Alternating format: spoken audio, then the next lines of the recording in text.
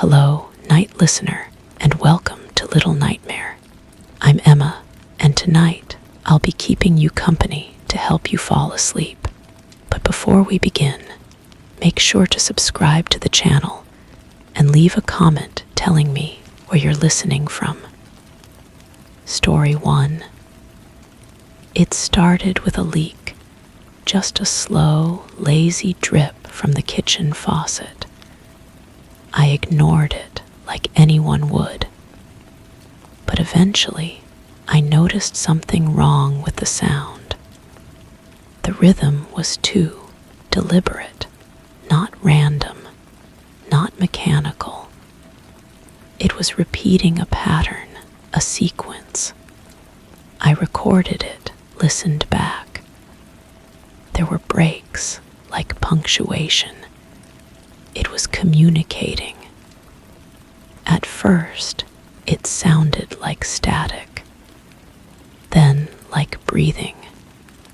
And now, I swear I hear syllables in the drops, something whispering in a tongue I don't know, but feel like I should.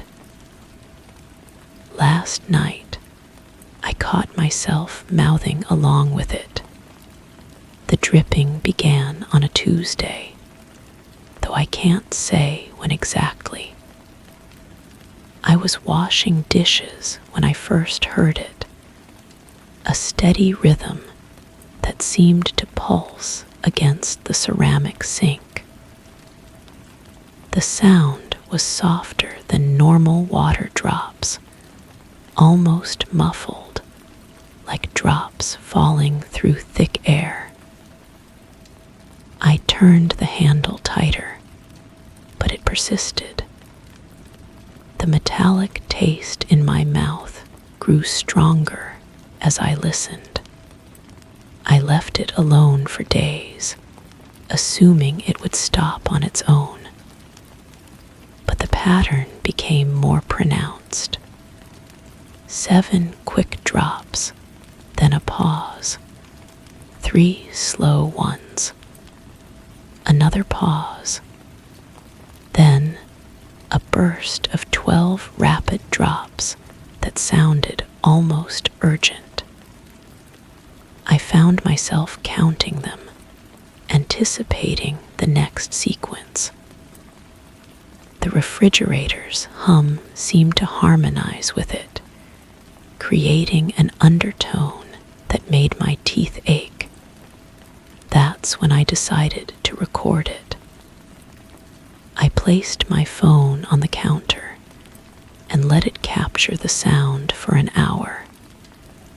When I played it back, wearing headphones, I could hear something underneath the dripping. A subtle distortion, like a voice trapped in static. The drops weren't just water hitting porcelain. They were carrying something else. Something that made the hair on my arms stand up. I started keeping a notebook, documenting the patterns. The sequences changed throughout the day, but they always followed the same structure.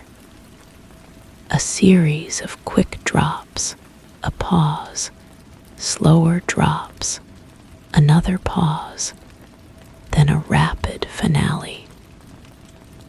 Like a conversation, like someone trying to teach me a language I didn't recognize, but somehow understood in my bones. The smell started on the 4th day, not from the sink, but from everywhere. A metallic sweetness that reminded me of copper pennies left in the rain.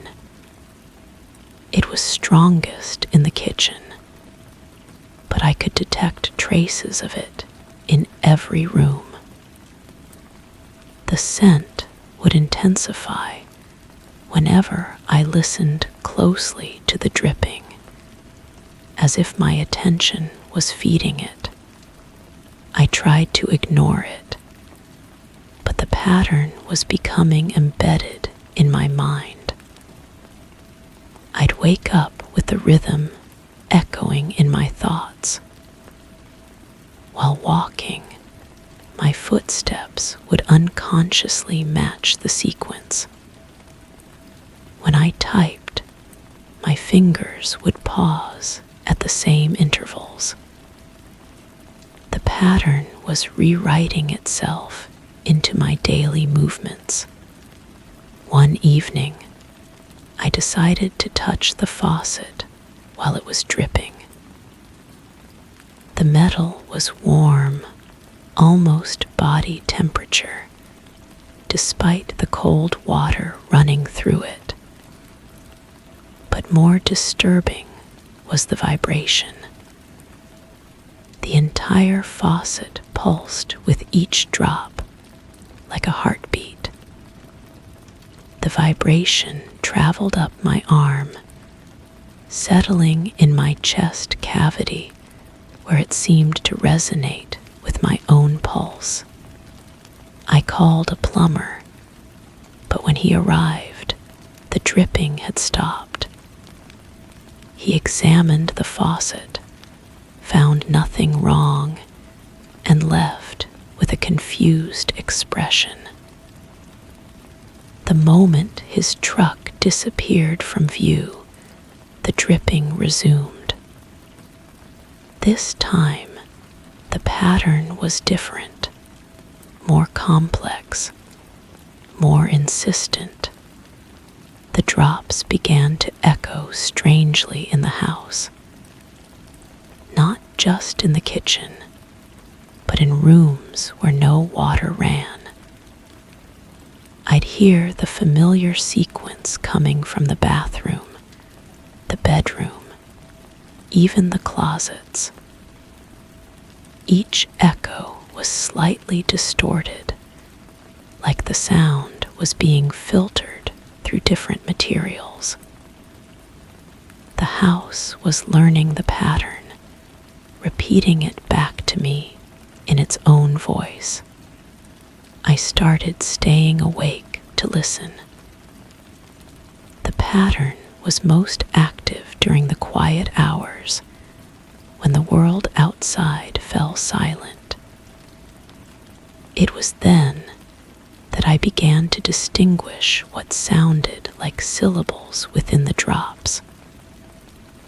Not words I recognized, but phonemes that felt familiar, like half-remembered fragments of a lullaby. My mouth would move involuntarily, trying to form the sounds I was hearing. The reflection in the kitchen window began to change. At first, it was subtle, shadows that didn't quite match the room's lighting.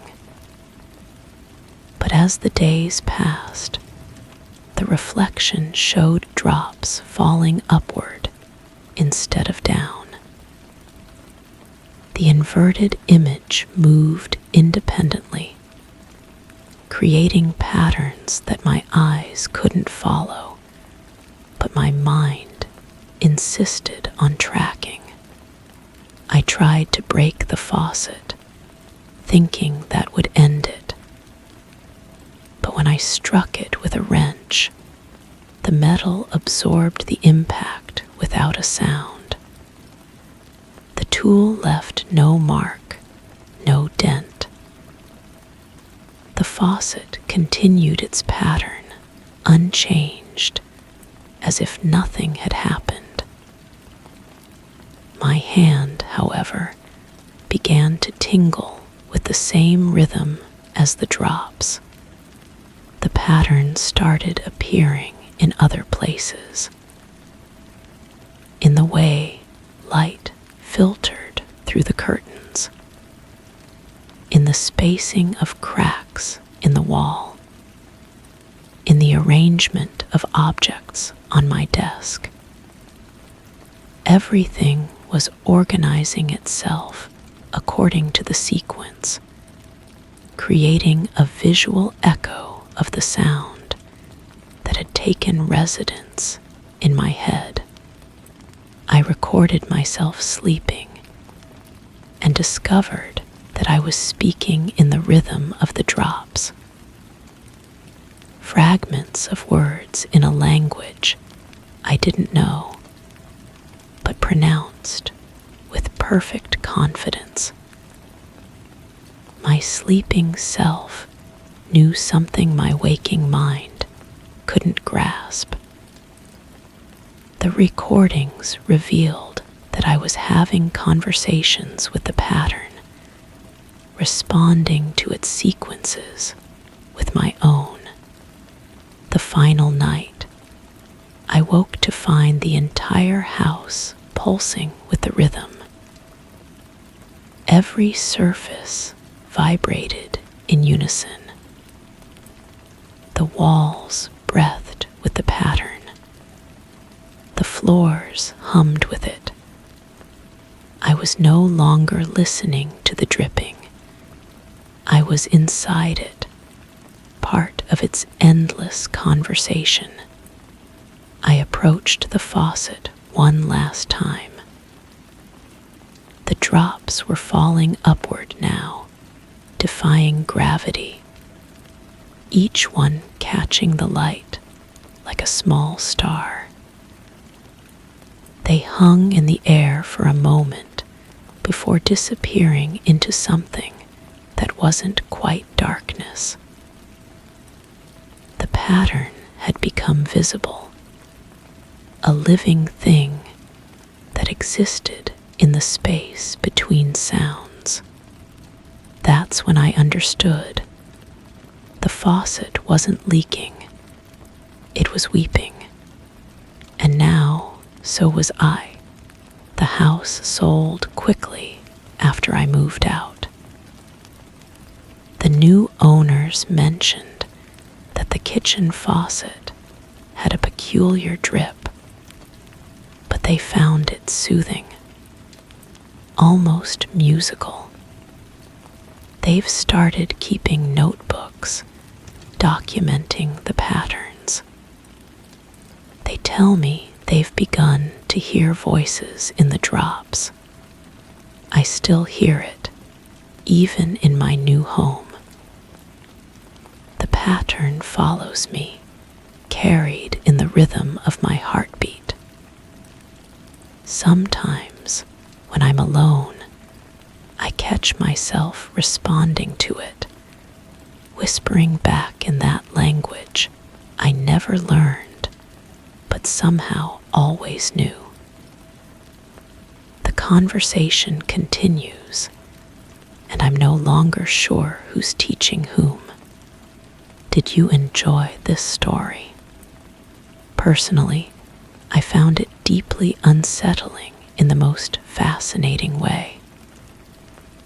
What struck me the most was how the simple sound of a dripping faucet, something we all ignore, slowly became a language, then a presence, and finally, a sentient rhythm that overtook the narrator's reality. That moment when the drops began falling upward, glowing like stars, really stayed with me. It wasn't just creepy. It was beautiful and terrifying all at once. If you were in their place, what would you have done when the faucet started speaking back? Would you have stayed, or would you have fled sooner? Let me know in the comments. Now, let us move on to the next story. Story 2. This morning, the hallway had 5 doors. Yesterday, there were only 4. I'm sure of it. I counted them every night before locking up. But now, there's another, flush against the wall, made of the same wood as the rest. It shouldn't be there. I opened it once. It led to a narrow stairwell that descended into blackness. No echo, no wind, just a strange warmth, like something breathing out. I shut it fast, locked it tight. But by evening, 2 more doors had appeared. I don't know where they go. And I'm afraid that one night, one of them might open from the inside. The apartment has been my home for years now. I know every creak in the floorboards, every shadow cast by the afternoon light through the windows. The layout never changed. Bedroom, bathroom, kitchen, living room, and the long hallway connecting them all. 4 doors. Always 4. Until now, I started documenting everything. At first, I thought I was losing my mind. Stress, maybe. Too much work, not enough sleep. But photographs don't lie, and the images on my phone show what I see. The new door appeared overnight, seamless and perfect, as if it had always belonged there. The wood grain matches exactly. The paint is the same shade of off-white. Even the brass handle looks aged, worn smooth by countless hands I've never seen. I pressed my ear against the new door. Silence, but not the kind of silence you expect from an empty space. This was the silence of something holding its breath, waiting. The wood felt warm under my palm, warmer than the other doors. When I pulled my hand away, my fingerprints remained fogged on the surface for far longer than they should have. The maintenance office had no record of any construction work. No permits, no scheduled renovations. The building manager looked at me with that expression people wear when they're humoring someone they think might be unstable. He promised to look into it, but I could tell he thought I was imagining things. That night, I heard footsteps in the hallway. Slow, deliberate steps that stopped right outside my bedroom door. I waited, counting my heartbeats in the darkness. The footsteps resumed, but they were moving toward the new door.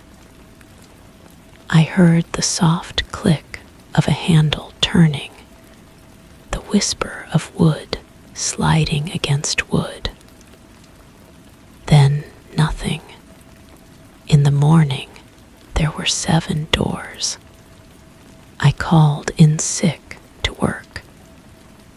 I couldn't leave the apartment, not when things were changing so rapidly. I needed to understand what was happening.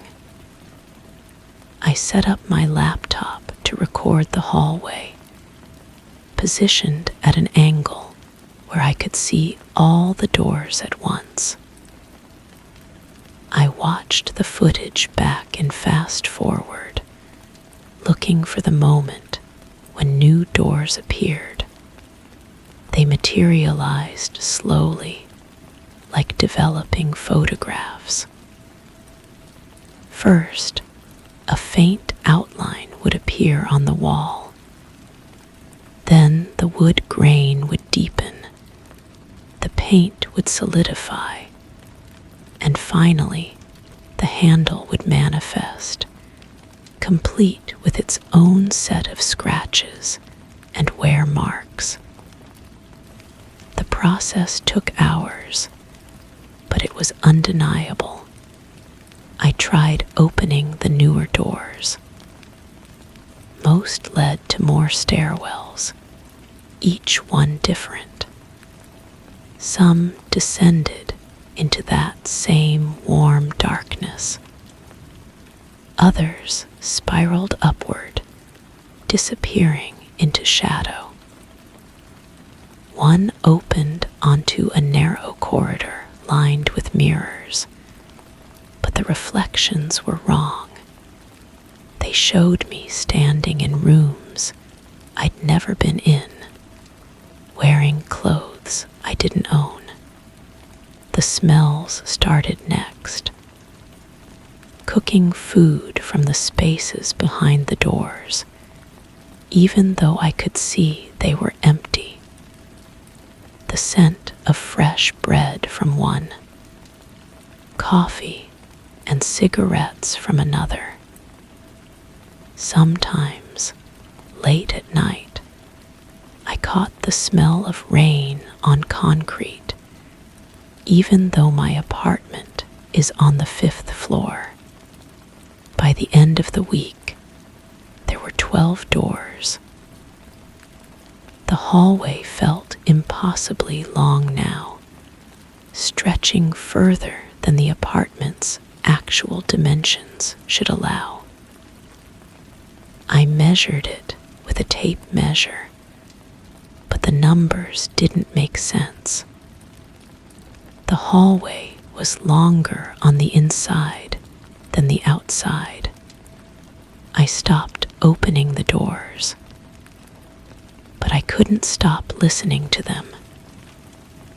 Each one had its own sound, the whisper of wind through the stairwells, the distant echo of footsteps in the mirrored corridor, the soft sound of breathing from behind the door that led to what looked like a child's bedroom, complete with toys I'd never seen before. I started leaving offerings. Food outside the doors, small trinkets, notes asking what they wanted. The food would disappear by morning, but the notes remained, though sometimes the handwriting had changed. My careful block letters would be replaced by elegant cursive or shaky, uncertain strokes. The words were always the same, but they felt different when written in someone else's hand. The building manager stopped returning my calls. The maintenance requests I submitted online were automatically deleted. When I tried to show neighbors the photographs, they looked at me with concern and changed the subject. To them, apparently, nothing had changed, but I knew better. I could feel the apartment expanding around me, growing room by room, door by door. The spaces behind the doors were becoming more elaborate.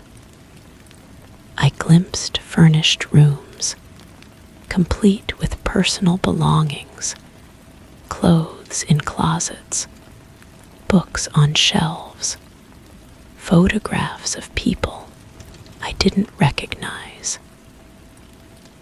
It was as if entire lives were being lived in the spaces that shouldn't exist.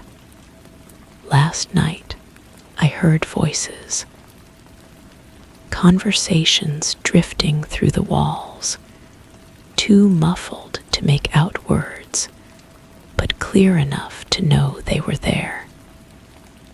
a woman laughing, a man arguing on the phone, a child singing a song I almost remembered. The sounds of ordinary life happening in impossible places.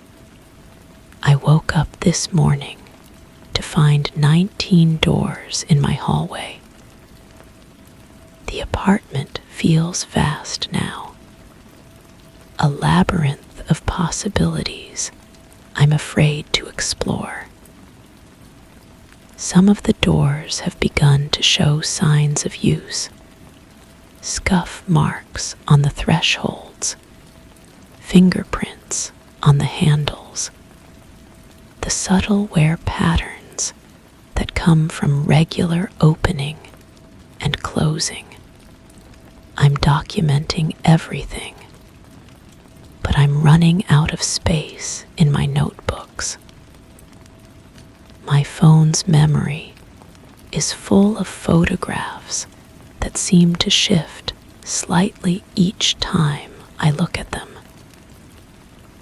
Sometimes I think I see movement in the pictures, shadows that weren't there before, doors that appear to be opening just a crack. The worst part is that I'm starting to recognize some of the rooms behind the doors. Not because I've been in them, but because they feel familiar in a way that makes my skin crawl. Like memories of places I've never been, dreams of lives I've never lived. I've stopped sleeping in my bedroom. I've moved to the living room where I can see the hallway and count the doors. But even from here, I can hear them.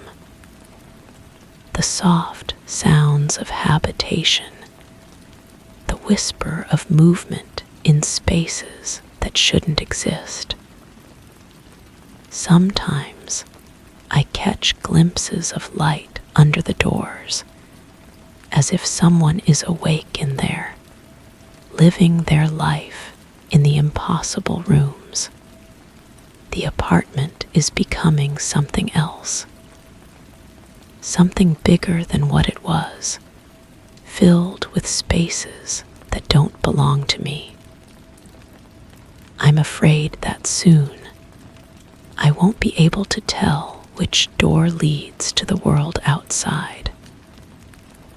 I'm afraid that one morning I'll wake up and find that the door to my own life has disappeared, replaced by another passage to somewhere I've never been. And I'm afraid that somewhere in this growing maze of doors, someone is doing the same thing I am, documenting, counting, trying to understand why their world is expanding beyond recognition. Maybe they're looking for the door that leads back to where they came from. Maybe they're afraid that one of these doors might open from the inside, and they'll finally meet the person who's been living in the spaces between spaces all along. The hallway stretches on. The doors multiply.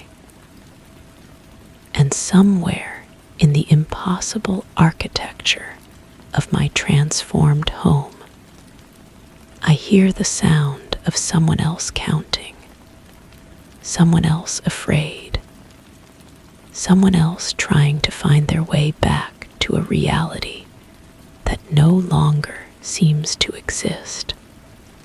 Did you enjoy this story? I found it deeply disorienting in the best possible way. The idea of an ordinary hallway slowly, impossibly growing, one door at a time, was genuinely chilling. What haunted me most was the scene with the mirrored corridor, where the narrator sees reflections of themselves in places they've never been, wearing clothes they don't own.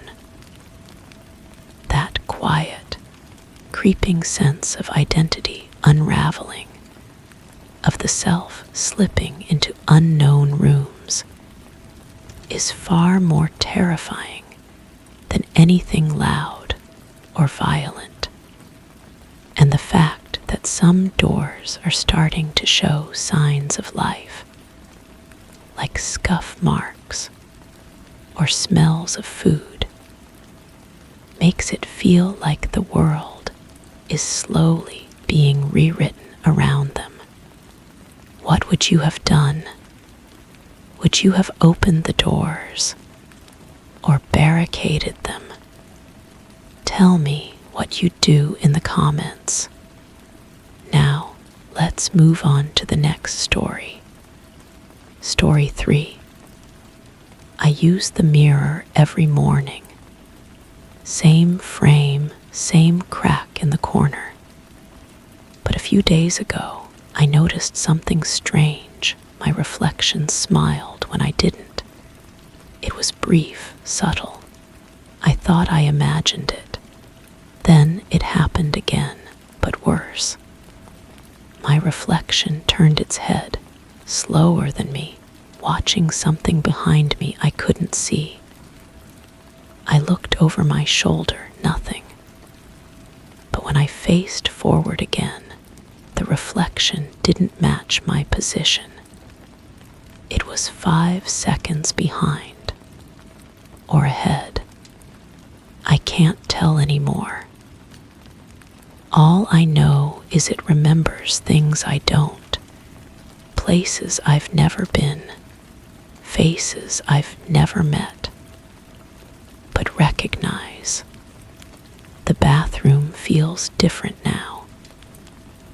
The air carries a metallic taste, like copper pennies left too long in rain. When I brush my teeth, the sound echoes wrong, too sharp, too hollow.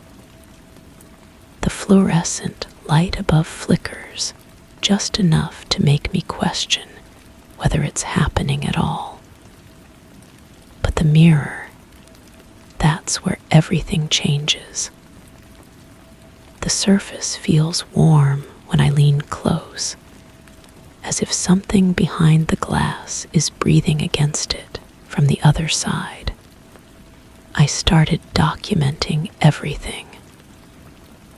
Written notes at first, then audio recordings on my phone. The recordings are strange. My voice sounds normal, but there's something else underneath. A whisper, almost inaudible, speaking words I don't remember saying. When I play them back, the whisper gets clearer each time, as if it's learning to speak through the static. The reflection began showing me things. Not dramatic revelations, but subtle wrongness. In the mirror, my eyes were a different shade of brown. The scar on my chin from childhood was gone, replaced by a small mole I'd never had. My hair parted on the wrong side, and when I tried to fix it, the reflection didn't follow. It kept combing in the opposite direction, patient and methodical. I brought a friend over to see. Asked them to stand behind me while I looked in the mirror. They saw nothing unusual, just me staring at my own reflection with growing intensity. But I watched my reflection's eyes track something moving behind me, something that wasn't my friend. The reflection's pupils dilated, as if focusing on something fascinating, something beautiful and terrible that only it could see. The smell grew stronger, not just metallic now, but organic, like flowers left too long in stagnant water. The mirror's surface began to fog slightly, even though the bathroom wasn't humid. When I wiped it clean, my hand came away with a residue that felt oily and warm. The residue smelled like vanilla and ash, a combination that made my stomach turn because it was familiar in a way I couldn't place. I started avoiding the mirror, but that made things worse. My reflection began appearing in other surfaces, windows, phone screens, even the dark surface of my coffee when I held it just right. Always slightly wrong, always watching something I couldn't see. The reflection's movements became more independent, more deliberate. It would wave when I didn't, touch surfaces I wasn't near, mouth words I couldn't hear. The recordings on my phone multiplied. I would find new files I didn't remember creating, labeled with dates from years ago. The voice in these files was mine, but older, more tired. It spoke about places I'd never been, people I'd never met, conversations I'd never had. The voice described rooms in perfect detail, the way sunlight fell through Venetian blinds, the pattern of water stains on ceiling tiles, the sound of footsteps in upstairs apartments. I recognized these places, not consciously, but in the way your body recognizes danger before your mind does. My pulse quickened when the voice described a kitchen with yellow wallpaper and a broken clock.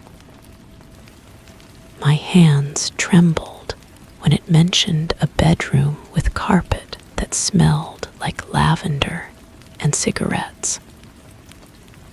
These weren't my memories, but they lived in my body like phantom limbs.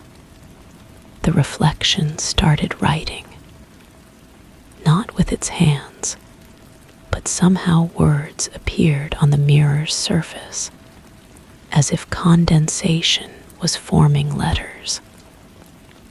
The words were backwards, of course, but readable when I stood close enough. They were fragments.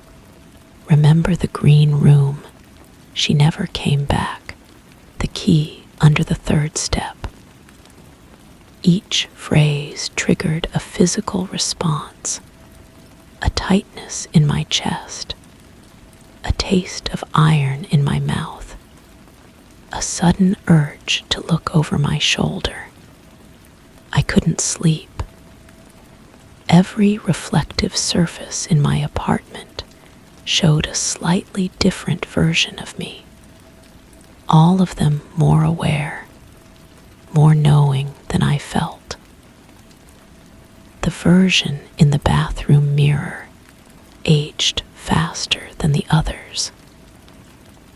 It developed lines around its eyes that I didn't have, a tremor in its hands that wasn't in mine. Its hair grew grayer, its posture more bent, as if it was living through experiences I wasn't having. everything changed. I woke to find my reflection standing in the dark bathroom, visible in the mirror even though I was still in bed. It was holding something, a photograph, though I couldn't make out the image. The reflection gestured for me to come closer, its movements urgent but not threatening. When I approached, it pressed the photograph against the glass from the other side. The image was of me, but not me. I was younger, wearing clothes I'd never owned, standing in a room I'd never seen, but somehow knew intimately. Behind me in the photograph was a woman whose face I couldn't quite focus on, but whose presence felt like coming home after a long journey. The reflection tapped the glass insistently, pointing to the woman, then to itself, then to me. I pressed my hand against the mirror, and for a moment I felt another hand pressing back from the other side. The glass was thin as paper, warm as skin. The reflection's lips moved, speaking words I couldn't hear, but somehow understood. You forgot, but I remember. You left, but I stayed. You moved on, but I'm still there. The mirror cracked. Not the old crack in the corner, but a new one, spreading like a spider web from where our hands touched. Through the cracks, I could see another room, the green room from the recordings. Sunlight streaming through blinds, dust motes dancing in the air. The woman from the photograph was sitting in a chair by the window, her face still blurred, but her posture achingly familiar. I pulled my hand away, and the cracks sealed themselves. The reflection smiled, not my smile, but one full of sadness and relief. It placed its hand over its heart, then over mine, then slowly faded until I was looking at myself again. But the me in the mirror was different now. Older, more complete, carrying the weight of memories I couldn't access, but knew were mine. The recordings stopped appearing on my phone. The mirror shows my reflection normally now, mostly. But sometimes, when the light hits it just right, I can see the outline of another room behind my reflection. The woman is still there, waiting in her chair by the window. My reflection waves to her sometimes, a small gesture of acknowledgement, of remembering. I don't know what I forgot or why. I don't know who she is or was or might still be. But I know she's important, important enough that some part of me refused to let her go, even when the rest of me moved on. The mirror holds what I couldn't, the weight of staying, the burden of remembering, the love that doesn't fade even when everything else does. The crack in the corner is still there, but it's different now. Sometimes catches the light in a way that makes it look like a doorway, narrow and bright. I haven't tried to open it. I'm not sure I'm ready to remember what I forgot, or to meet the part of myself that never left.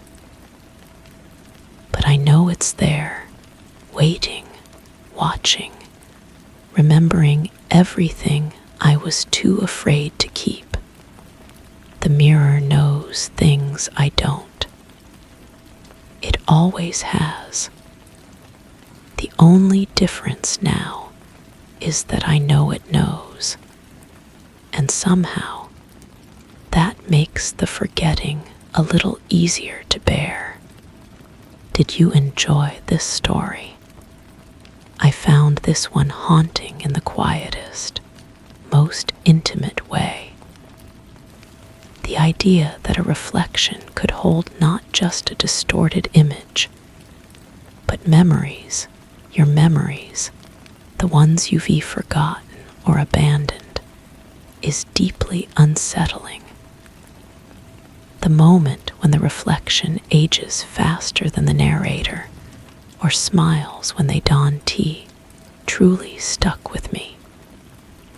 But the most powerful part to me was the woman behind the glass. She wasn't a monster. She was familiar, loved, forgotten, and yet still waiting. What would you have done if your reflection started remembering a life you left behind? Would you reach through the glass or run? Let me know in the comments. Now, let's move on to the next story. Story 4. There's a scent that clings to the hallway closet. Sharp, acidic, familiar in a way that makes my spine tighten. I've scrubbed the walls, burned incense, even painted over it. But it always comes back. It's not rot. It's not mold. It's fear. The kind that reminds me of a hospital hallway or the back of a locked car. I tried sleeping in another room to avoid it, but the smell drifted under the door like smoke. Last night, I opened the closet again and found claw marks, not mine, etched deep into the floor. And underneath the boards, breathing. The breathing isn't constant. It comes in measured waves, like someone struggling to stay quiet. I press my ear to the floorboards and feel the wood vibrate against my cheek. The rhythm doesn't match mine. It's slower, more deliberate, as if whoever is down there is trying to synchronize with my heartbeat, but can't quite manage it. I bought a small digital recorder from the electronics store downtown. The clerk asked why I needed something so sensitive, and I told her I was documenting bird sounds for a nature project. She smiled and wrapped it carefully in tissue paper. That night, I placed it inside the closet and closed the door. The red light blinked steadily through the keyhole, like a tiny eye watching me sleep. When I played back the recording, there were voices. Not words exactly, but the shape of conversation. Two people speaking in hushed tones, their words stretched and distorted like audio played through water. I could make out the cadence of questions and answers, the pause where someone might nod or shake their head. But the language wasn't one I recognized. It sounded like English played backward, or maybe forward, but through a throat that had forgotten how to form human sounds. I started keeping a journal. Every entry begins the same way. Day X, the smell is stronger. But as the pages fill, I notice my handwriting changing. The letters become more angular, pressed deeper into the paper. Sometimes I find words I don't remember writing. Their waiting appears in the margin of Tuesday's entry.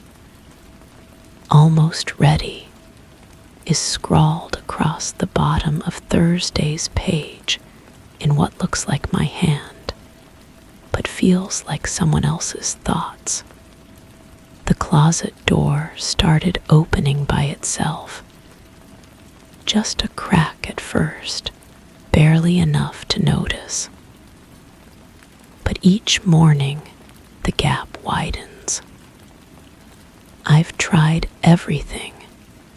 New locks, heavy furniture pushed against it, even nailing it shut. But the wood splits around the nails like it's rotting from the inside, and the hardware twists into impossible shapes overnight. The breathing has companions now. Soft, scraping sounds, like fingernails dragging across rough surfaces. Whispers that might be my name, though they stretch the syllables until they become something else entirely. And underneath it all, a wet sound like someone licking their lips in anticipation. I decided to go down into the basement to see if I could find the source from below. The floorboards above the closet are older than the rest of the house, warped and stained with something that looks like water damage, but feels oily to the touch. I brought a flashlight and my recorder, though the batteries in both devices drain faster than they should whenever I'm near that particular spot. The basement ceiling is lower than I remembered. I have to duck to avoid the exposed beams, and each step on the concrete floor echoes strangely, like I'm walking through a much larger space than the one I can see. When I shine the light upward, toward where the closet should be, there's a hole. Not a crack or a gap between boards, but a perfect circular opening that wasn't there before. Something drops through the hole as I watch.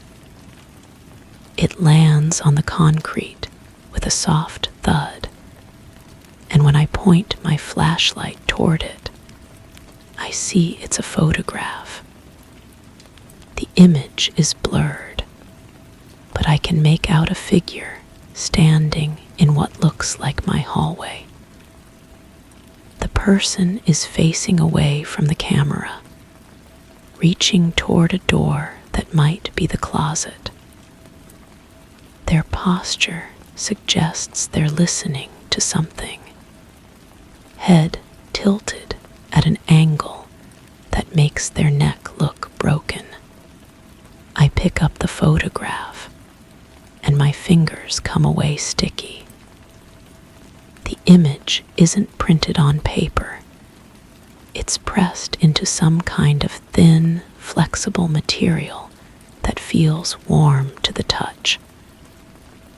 As I hold it closer to the light, the figure in the photo turns slightly, just enough for me to see their profile. The face is mine, but the expression is one I've never worn. Pure terror mixed with something else. Recognition, maybe, or acceptance. More photographs fall through the hole. Dozens of them, all showing the same figure in different poses around the house.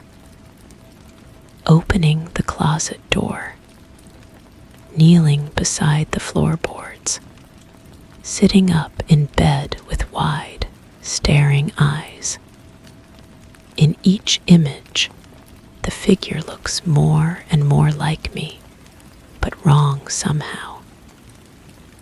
The proportions are off, the movements too fluid, the shadows falling in directions that don't match the lighting. I hear my own voice calling from upstairs, though I'm standing in the basement. The voice is asking someone to come help, explaining that there's something wrong with the closet, that it needs to be fixed. But the tone is all wrong. Too eager, too pleased. Like someone practicing lines for a play they're excited to perform. The smell is stronger down here. Not just fear now, but something else. Anticipation, hunger. The concrete walls seem to be breathing, expanding and contracting just enough to make me dizzy. I try to leave, but the stairs leading up to the main floor have multiplied. There are now 3 different staircases, each leading to a different door. I can't remember which one I came through. I choose the middle staircase and climb toward what I hope is the right door. But when I push it open, I'm not in my house anymore. I'm in a hallway that looks like mine, but stretches much farther in both directions. The walls are covered with photographs, all showing the same figure in the same poses. But now, I can see that some of them are moving. The figure turns its head when I'm not looking directly at it, waves when I approach, mouths words I can't quite make out. The closet door at the end of the hallway is wide open. Inside, I can see stairs leading down into darkness. The breathing is louder here, more excited. It sounds like applause, like appreciation, like someone who has been waiting a very long time for exactly this moment. I understand now that the person in the photographs was never me.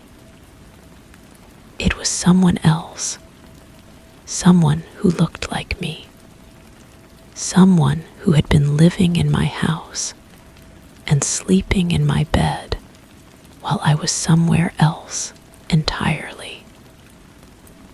The breathing belongs to everyone who came before, everyone who found the closet and opened it and walked down those stairs into the space between spaces. The smell of fear isn't coming from the closet. It's coming from me. It's been coming from me since the beginning, growing stronger each day as I got closer to understanding what I was supposed to do. The photographs on the walls are moving faster now, all of them turning to face me, all of them smiling with expressions that don't quite fit their faces. I take a step toward the open closet door, and the breathing below becomes a sigh of contentment. The stairs are warm under my feet, and each step down feels like coming home.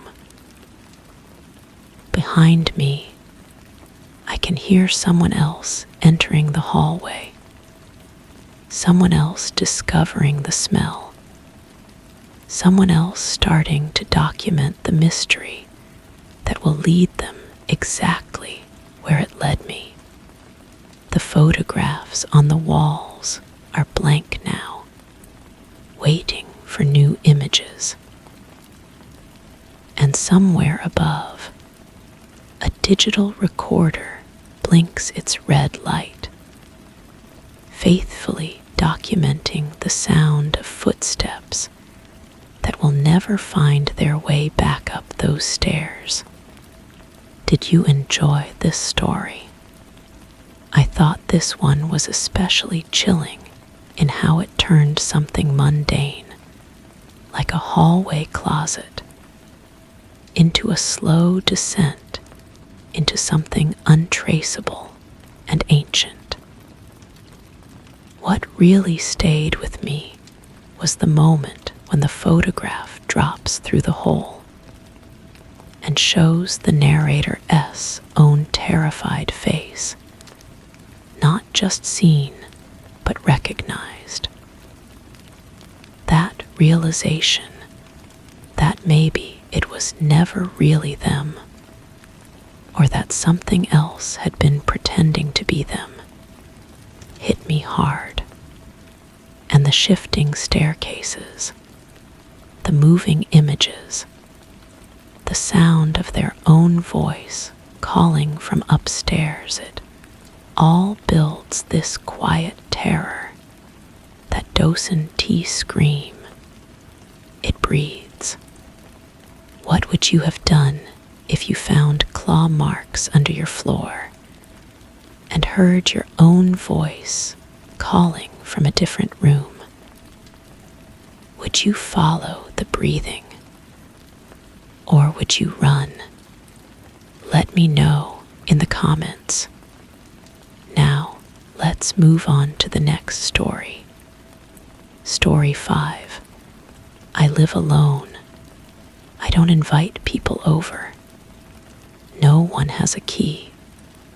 But every time I leave a room just for a moment, I come back to something different. A chair turned, a painting slightly tilted, the couch facing the wrong wall. At first, I thought I was going mad, so I placed tiny strips of tape on everything. It only confirmed what I feared. The house isn't empty when I'm gone. It's preparing, rearranging itself for something or someone. I've started leaving rooms backwards, never turning my back on them. But even then, they change. The first shift happened on a morning when rain drummed against my windows in steady, hypnotic patterns. I had been sitting at my kitchen table, fingers wrapped around a warm mug, watching water cascade down the glass. The ceramic felt smooth against my palms, the coffee's bitter aroma mixing with the damp, earthy scent that seeped through the window seals. I stepped into the hallway to retrieve my jacket from the coat closet, barely 10 steps away. And and when I returned, my chair had rotated 90 degrees to face the blank wall. The sight stopped me cold. The wooden legs had left faint marks in the carpet, 4 perfect indentations where the chair had originally sat. I touched the back of the chair, and it felt warm, as if someone had just been sitting there.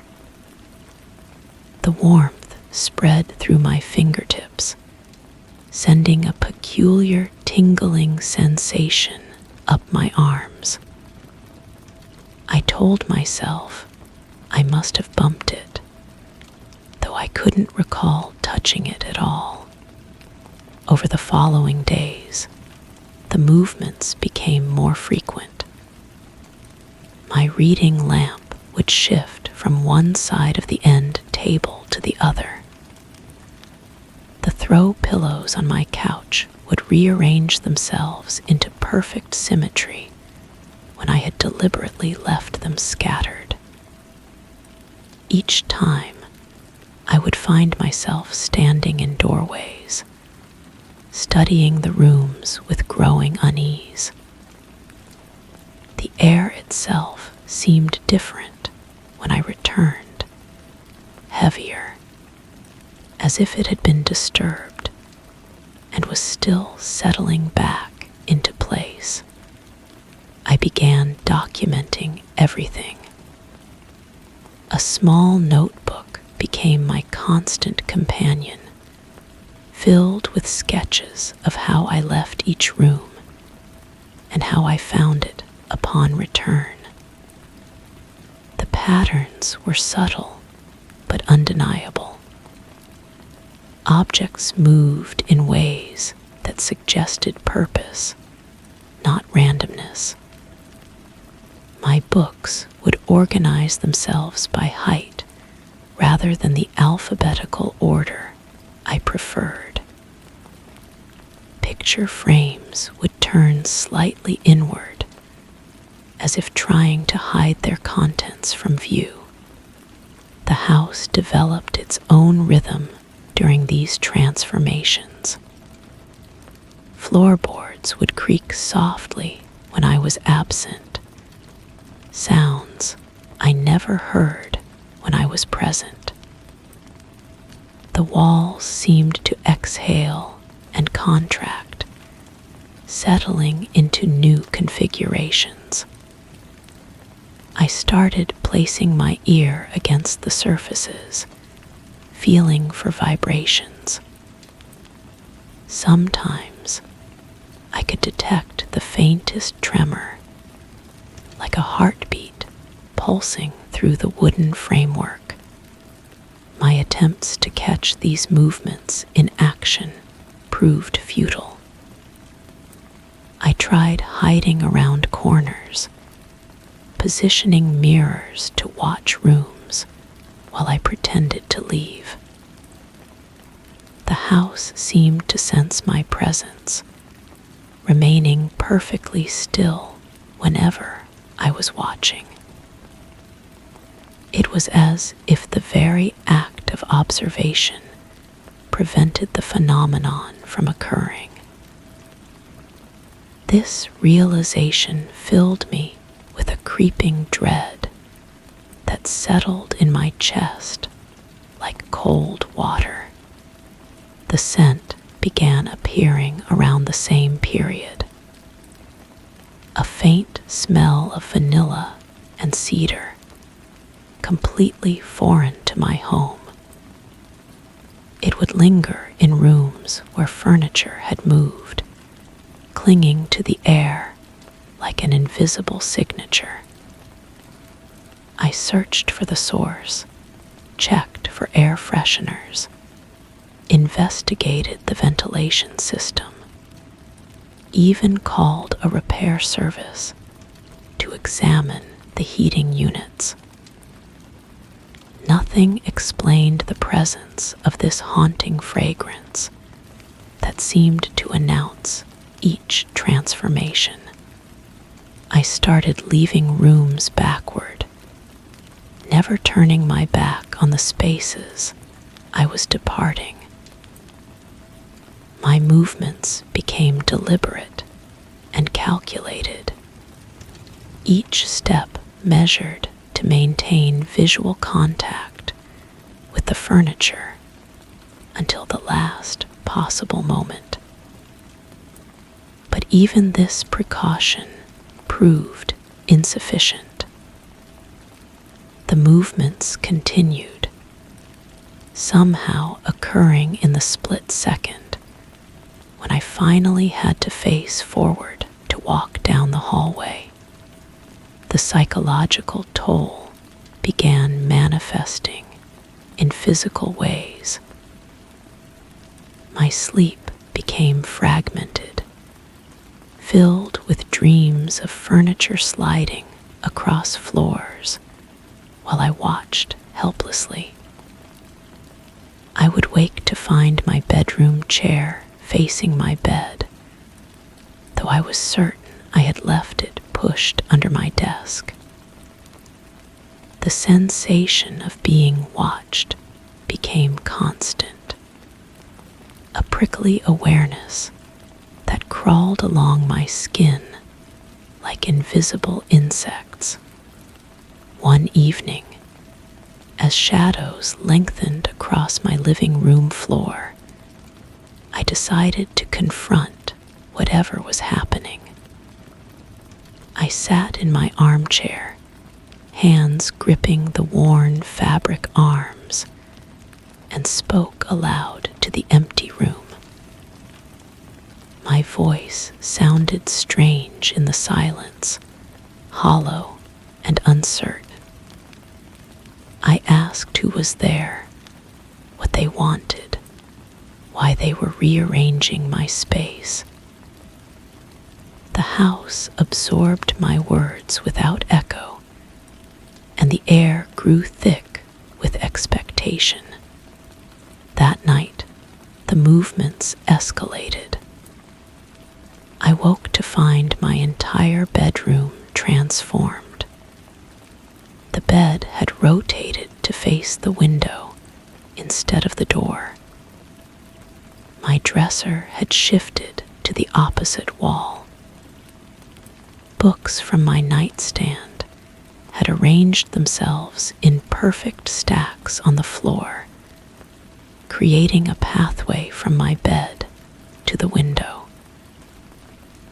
The vanilla and cedar scent was overwhelming, making me dizzy as I tried to process the magnitude of change.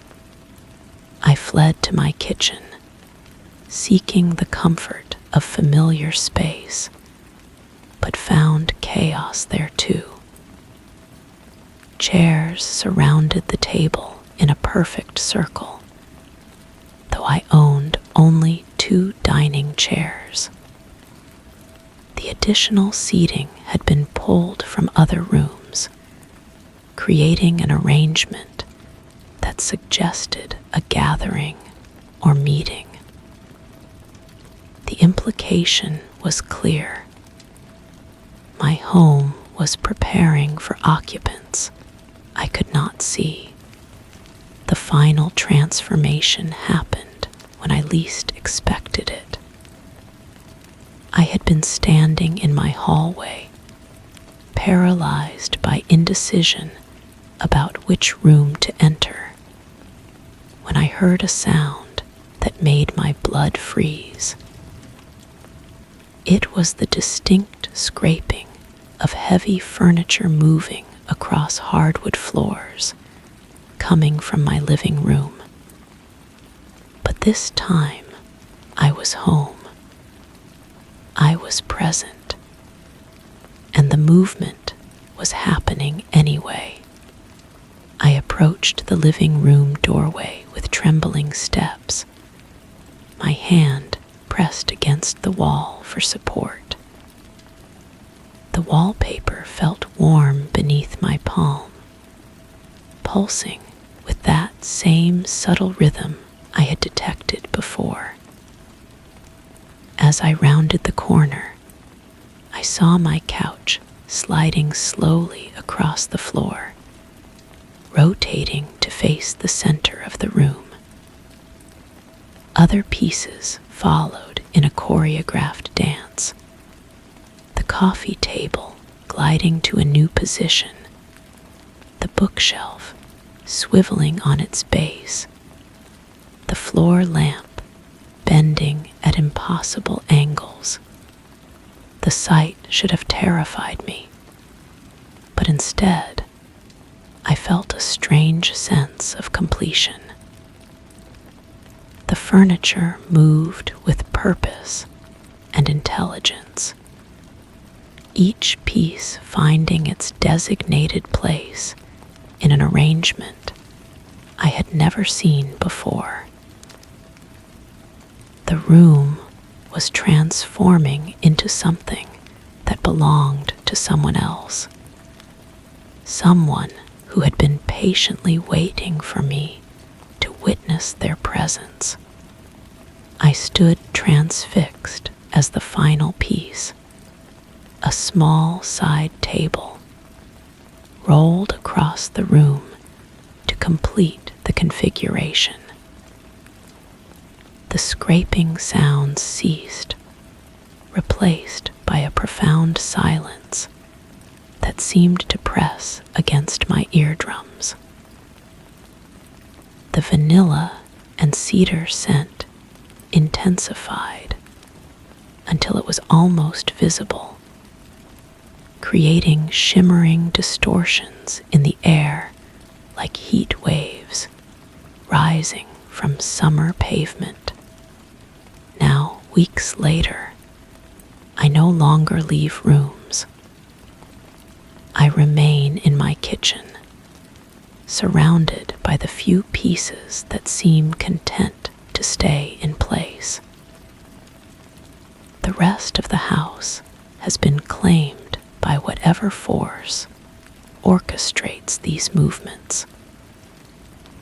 I can hear the rearranging continuing throughout the day and night, a constant shuffling and shifting that has become the soundtrack of my existence.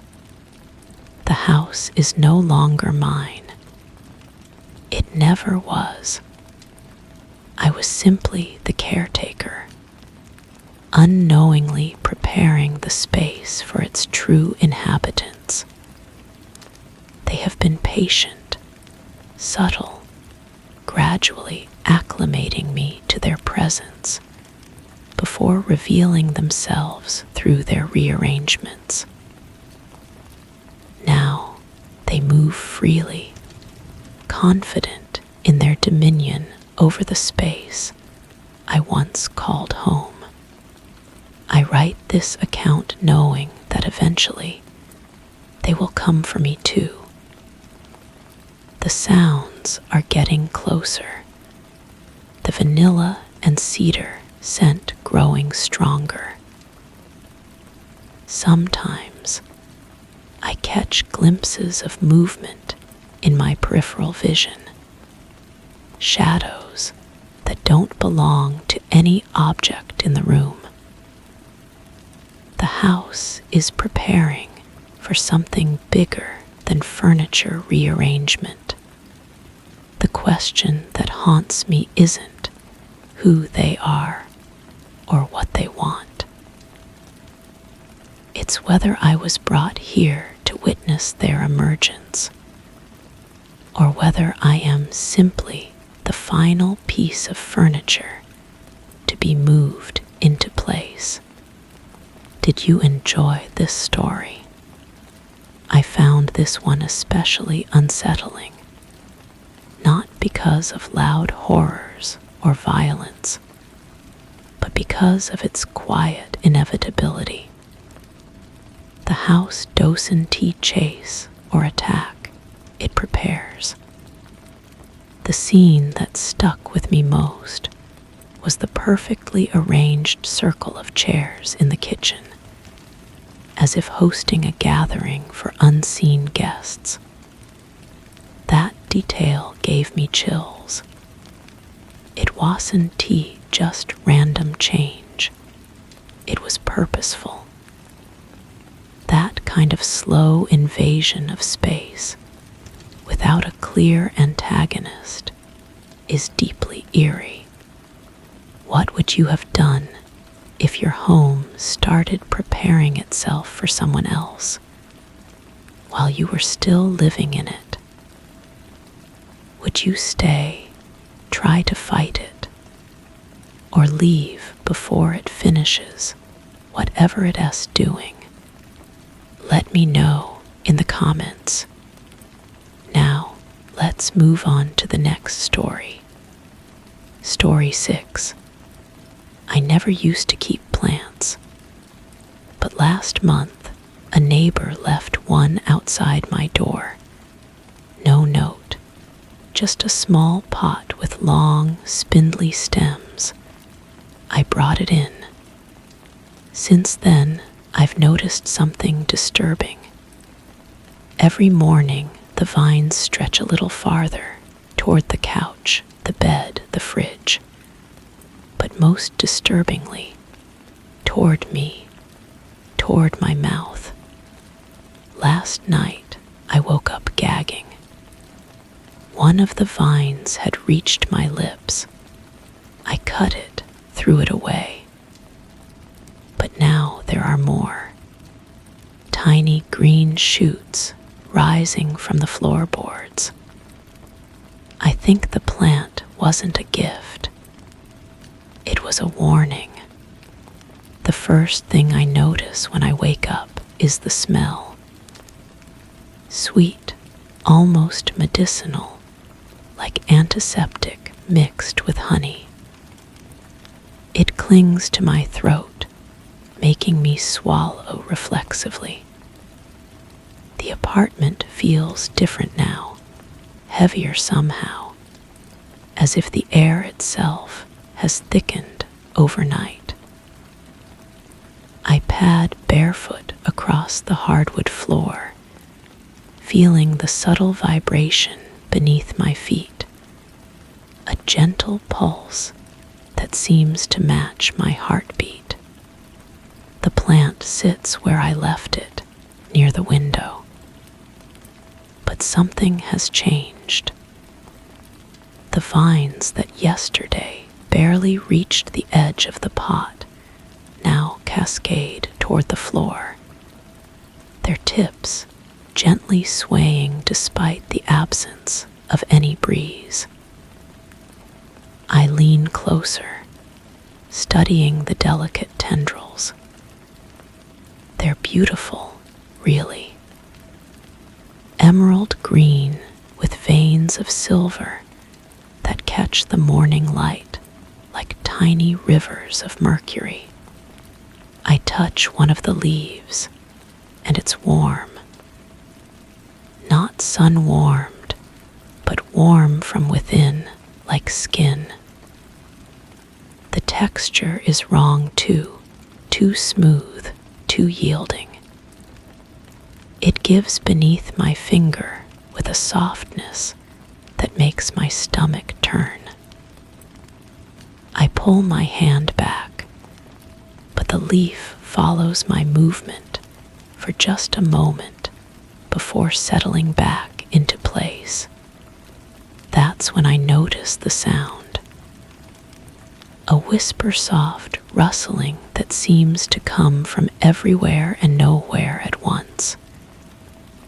It's barely audible, like fabric brushing against fabric, but it's constant. I hold my breath, listening. The sound continues, steady and rhythmic, like breathing. I decide to document this. Something is happening here, something that defies easy explanation, and I need to keep track of it.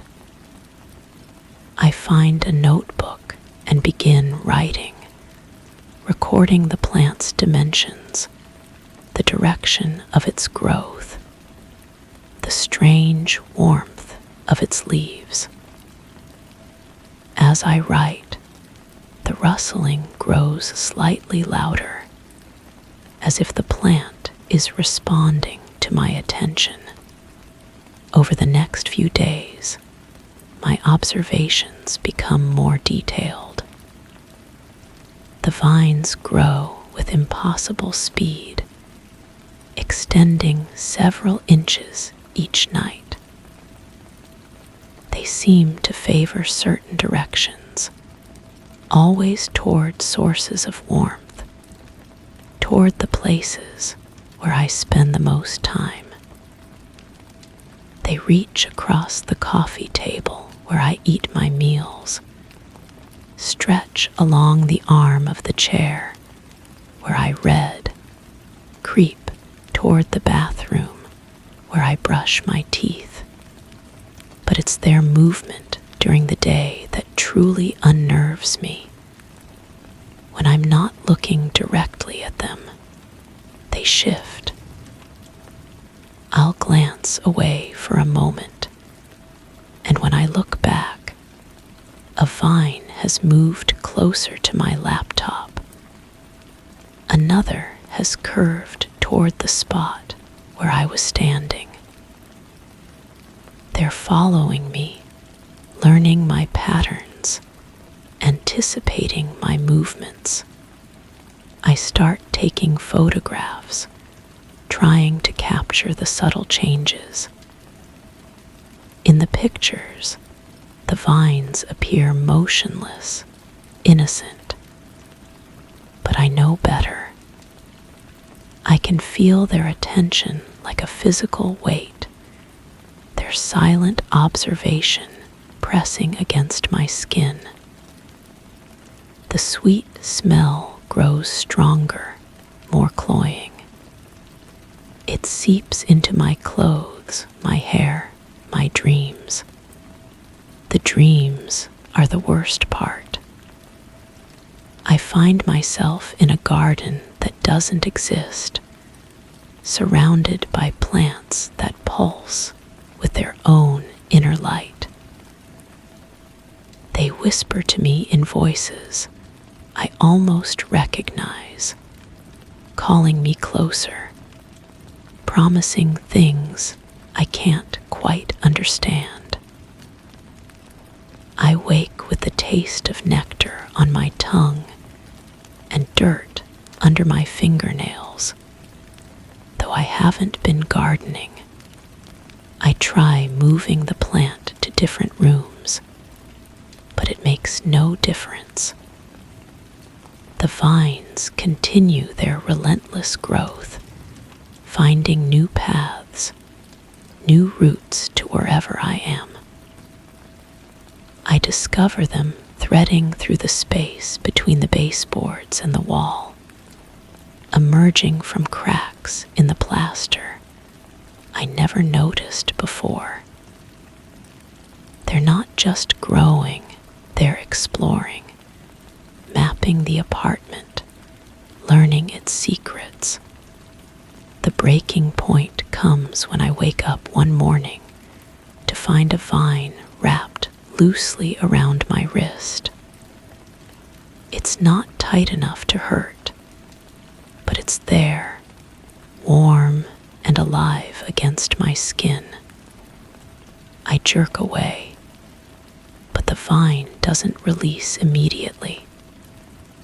For a moment, we're connected, and I feel something pass between us, a recognition, an acknowledgement.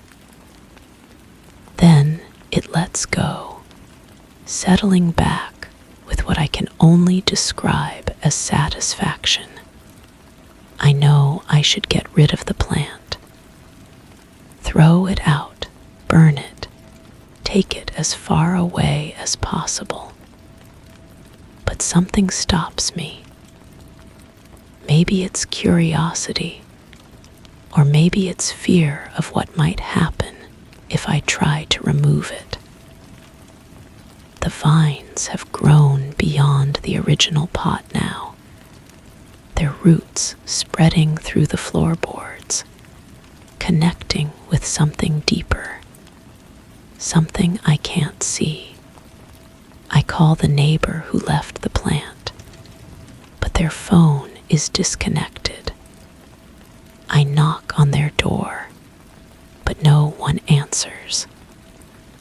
The apartment across the hall feels empty, abandoned. I ask other neighbors about them, but their descriptions are vague, contradictory. Some remember a woman with green eyes, others a man with dirty fingernails. No one is sure exactly when they moved in or moved out. The plant continues to grow. The vines now reach every corner of the apartment, creating a network of green veins that pulse with subtle life. They've learned to avoid the light switches, to bend around the furniture, to find the warmest spots near the heating vents. They're patient, methodical, intelligent. I start sleeping with my mouth covered, taping it shut before bed. But I still wake with the taste of earth and growing things, and sometimes I find small tears in the tape, as if something has been trying to work its way through. The dreams become more vivid, more insistent. I'm walking through that impossible garden again, but now I recognize the layout. It's my apartment, transformed into something green and alive and hungry. The vines have begun to flower. Small, pale blossoms that open only in the dark, releasing clouds of sweet pollen that make me dizzy when I breathe them in. The flowers track my movement like eyes, turning to follow me as I move through the apartment. Their petals are translucent, and I can see delicate veins beneath the surface, pulsing with a rhythm that matches my own heartbeat. I find myself drawn to touch them, to breathe in their scent. The pollen makes everything seem softer, more dreamlike. Time becomes fluid, and I lose hours standing in the garden that my apartment has become, watching the vines grow in real time, seeing them reach toward me with what looks like affection. The final change comes gradually, then all at once. I wake up one morning to find that the vines have grown not just toward me, but into me. Thin green tendrils emerge from the corners of my mouth, delicate as thread, connecting me to the network that now fills my home. I should be terrified, but instead, I feel a profound sense of completeness. I try to pull them out, but they're rooted deep, and the attempt sends waves of nausea through my body. The vines pulse gently, and I taste something sweet and familiar, the same nectar from my dreams, but stronger now, more real. I understand, finally, what the plant has been trying to tell me. I'm not its victim. I'm its partner. The neighbor who left it wasn't warning me, they were passing it on as it was passed to them, as I will pass it on to someone else when the time comes. The plant doesn't just grow toward mouths. It grows from them, spreads through them, finds new homes through the act of speaking, of breathing, of being human. I look in the mirror and see that my eyes have taken on a greenish tint, and when I speak, my voice carries the whisper-soft rustling of leaves. The vines in my mouth twitch gently, responding to my words, and I realize that I'm no longer sure where the plant ends and I begin. The apartment across the hall has been empty for weeks now, but I've seen someone new moving in, carrying boxes, making the kinds of sounds that indicate settling in for a long stay. I think it's time to welcome them to the neighborhood. I have something for them, a small pot with long, spindly stems. After all, everyone needs a little green in their life. Did you enjoy this story? What disturbed me most in this one was how subtle the transformation was, from a harmless houseplant to a living network inside the narrator's body. The moment where they wake up with the vine wrapped loosely around their wrist felt intimate in the worst possible way. Not aggressive, but familiar, like the plant already knew them. And when those tiny tendrils start emerging from the mouth, that S when the horror shifts into something permanent, something shared. What would you have done after waking up with a vine inside your mouth? Would you have destroyed the plant immediately, or followed the whispering scent deeper into the roots? Let me know in the comments. Now, let us move on to the next story. Story 7. Every time I step into the shower, something happens to the steam. It doesn't swirl naturally, it forms shapes. Curved lines, looping letters, words. At first it was harmless. One word, regret. Then more came. You lied, buried, underneath. They vanished as quickly as they formed, but I read them. All of them. I've never told anyone what I buried, not even out loud. But the shower knows. And now the water's no longer warm. It runs cold, thick, like it's searching, scraping at my skin, trying to peel something off that isn't dirt.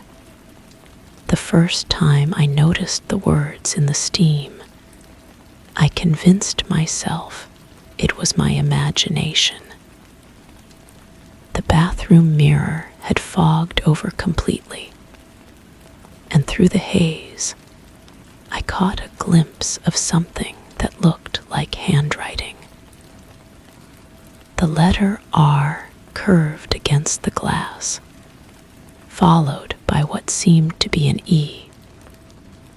But when I wiped the surface clean, nothing remained except my own reflection, pale and dripping.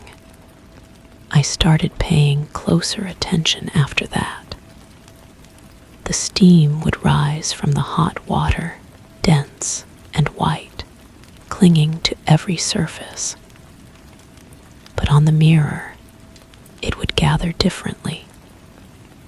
It would pause, hover, then settle into deliberate patterns. The words became clearer each day, more insistent. Remember appeared first, traced in condensation like fingers had written it from the other side of the glass. Then guilty followed, dripping slowly down the mirror's surface before disappearing entirely. I began documenting everything. I kept a small notebook on the bathroom counter, wrapped in a plastic bag to protect it from the moisture. After each shower, I would write down exactly what I had seen, sketching the shapes and letters as accurately as I could recall. The handwriting in the steam was always the same, neat, deliberate, nothing like my own scratchy penmanship.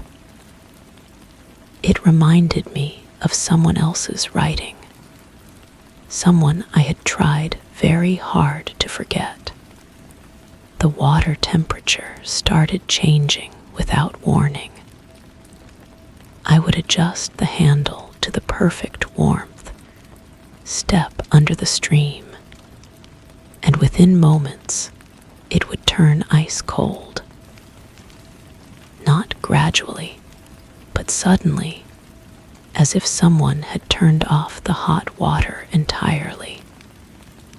I checked the heater, called a plumber, even had the entire system inspected.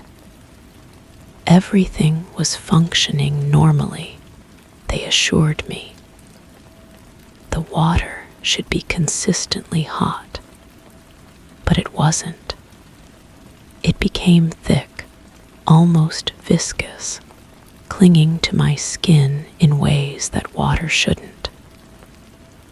I could feel it exploring, searching, as if it were alive and curious about what it might find.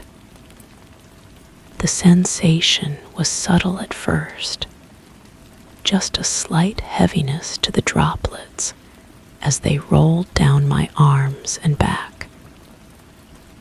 But soon, it felt deliberate, methodical, like invisible hands were examining every inch of my body. The smell began to change too. What should have been the clean scent of soap and steam became something else entirely. Sweet, floral, but wrong somehow.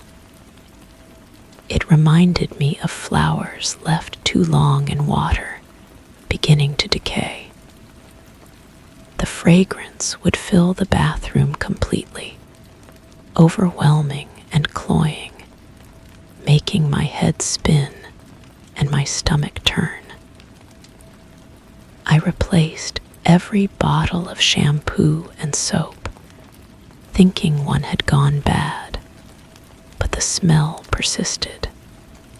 One evening, I decided to record everything. I set up my phone to capture the mirror while I showered, hoping to document the phenomenon for my own sanity. As the steam built up, I watched the screen intently. The words appeared as usual, but this time they were different. Instead of single accusations, full sentences began to form. You know what you did. It's still there. Dig deeper. The messages lingered longer than before, remaining visible until I reached out to touch the mirror. But when I reviewed the recording later, the screen showed only normal condensation. Random patterns of steam, nothing more. No words, no messages, evidence of what I had witnessed with my own eyes. I watched the footage again and again, but the camera had captured nothing unusual. The realization that I might be losing my mind was almost as terrifying as the messages themselves. I started avoiding showers, taking quick baths instead, but the water seemed to find me anyway. Even in the tub, the surface would ripple without cause, forming shapes that looked almost like letters before dissolving back into stillness. The bathroom walls began to feel different too, slightly warm to the touch, as if something were pulsing behind the tiles. When I pressed my ear against them, I could hear the faintest sound, like whispers trapped in the pipes. The breaking point came when I saw my own name written in the steam. Not just any name, but the nickname only one person had ever used for me. The same person whose handwriting matched the letters on the mirror. The same person I had buried so deep in my memory that I had almost convinced myself they never existed. But the shower remembered. The water remembered. And now it wanted me to remember too. I pressed my palm against the mirror, trying to wipe away the letters, but they reformed immediately. The glass felt ice cold despite the hot steam surrounding it, and for a moment I could have sworn I felt pressure pushing back from the other side, as if someone were pressing their own hand against mine, separated only by the thin barrier of glass and condensation. The water stopped flowing entirely. Not slowly, not with the usual metallic clunk of old pipes, but instantly, as if someone had simply decided it was no longer needed. The silence was deafening after the constant rush of water I had grown accustomed to. In that silence, I heard something else, a soft scratching sound, like fingernails against glass, coming from inside the mirror itself. I stumbled backward, slipping on the wet bathroom floor, and as I fell, I caught a glimpse of something impossible. For just a moment, the mirror didn't reflect the bathroom behind me. Instead, it showed a different room entirely, one I recognized, but had spent years trying to forget. The walls were the same pale yellow I remembered, the wooden floor scarred and uneven, and in the center of the room, exactly where I had left it, was a small hole in the floorboards, freshly covered with loose dirt. When I managed to get back to my feet, the mirror had returned to normal. My reflection stared back at me, wild-eyed and trembling, water dripping from my hair and skin. But the message in the steam was still there, clearer than it had ever been. Come back and finish what you started. I haven't taken a shower since. But every night, I hear the water running on its own, and I know that someday I'll have to go back. The shower knows what I'm hiding, and it won't let me forget. The water is patient, but it's also persistent. And I'm beginning to understand that some secrets are too heavy to stay buried forever, especially when they're written in steam and whispered through pipes, waiting for the right moment to surface again. Did you enjoy this story? What chilled me most was that the haunting didn't come from ghosts or creaks in the dark, but from something as ordinary as steam. When the mirror spelled out "dig deeper," I got goosebumps. It wasn't just supernatural, it was personal. Like the house, the water, the air itself was demanding a confession the narrator had tried to bury, literally. The idea that steam knows what you've hidden, that S a kind of horror you can scrub away. Now I want to know, what would you have done if your mirror started revealing your deepest secrets? Would you run? Or would you turn the water off and listen? Let me know in the comments. Now, let us move on to the next story. Story 8. I never questioned the wallpaper when I moved in. It was old, sure, yellowed, brittle, but charming in a vintage way, until it started bubbling, like something was pushing from the other side. I pressed against it gently, and something pressed back. It wasn't a pipe. It was soft, damp, warm. I peeled back a corner and found not drywall, but skin. Pores, tiny hairs, even a heartbeat if I held my ear to it. I covered it up fast. But now, every night, more wallpaper curls away on its own, revealing more of whatever that is.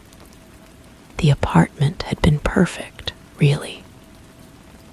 Rent was reasonable, the location ideal, and the landlord seemed eager to have me sign the lease. Too eager, perhaps, but I was desperate. The wallpaper in the living room caught my attention during the walkthrough. An intricate pattern of roses and vines that seemed to shift when I wasn't looking directly at it. The landlord mentioned it was original to the building, installed decades ago. He seemed proud of this fact, though his smile never quite reached his eyes. I settled in quickly.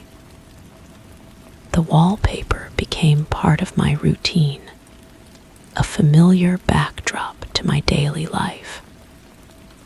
I'd sit in my favorite chair, reading or working on my laptop, occasionally glancing at the elaborate patterns. Sometimes I'd notice a rose that seemed more vibrant than the others, or a vine that appeared to have grown slightly since yesterday. I dismissed these observations as tricks of the changing light filtering through the windows.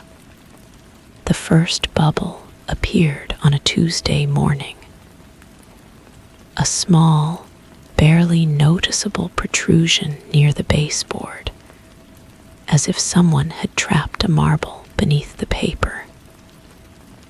I examined it carefully, running my fingers along its edges.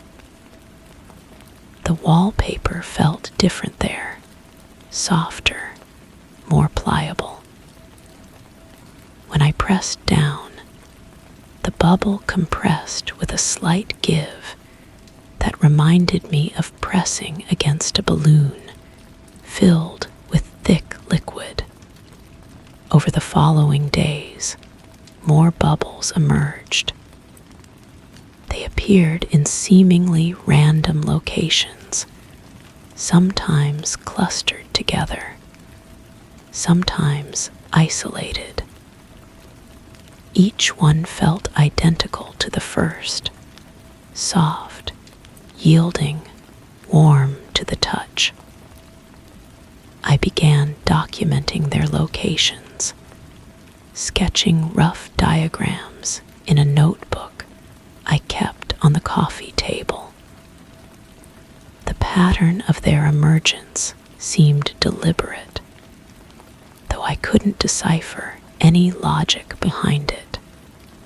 The smell started subtle, a faint, organic odor that I initially attributed to the building's age. But as the bubbles multiplied, the scent grew stronger. It reminded me of something alive, not unpleasant exactly, but distinctly biological, like the warm, slightly sweet smell of someone's breath or the interior of a mouth. I decided to investigate properly.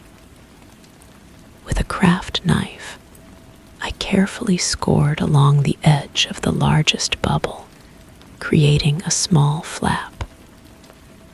The wallpaper peeled away easily, revealing what lay beneath. My breath caught. Instead of drywall or plaster, there was skin. Pale, slightly pink skin with visible pores and fine, downy hairs. It was warm to the touch, and when I pressed my ear against it, I could hear a rhythmic pulsing, a heartbeat, steady and strong. I replaced the flap immediately, smoothing it down with trembling hands. The rational part of my mind scrambled for explanations. Perhaps the previous tenant had applied some kind of unusual backing material. Maybe it was a synthetic substance designed to insulate or regulate temperature. But these explanations felt hollow, even to myself. The skin had been too real, too alive. That night, I lay awake listening. The apartment had always been quiet, but now I noticed sounds I'd previously ignored. Soft rustling from behind the walls, faint whispers that might have been air moving through ducts, or might have been something else entirely. I began keeping a voice recorder beside my bed, capturing these nocturnal sounds for later analysis. The recordings revealed nothing definitive. When I played them back, the whispers seemed to form almost words, syllables that teased at meaning without quite achieving it. The rustling had a rhythm to it, like breathing.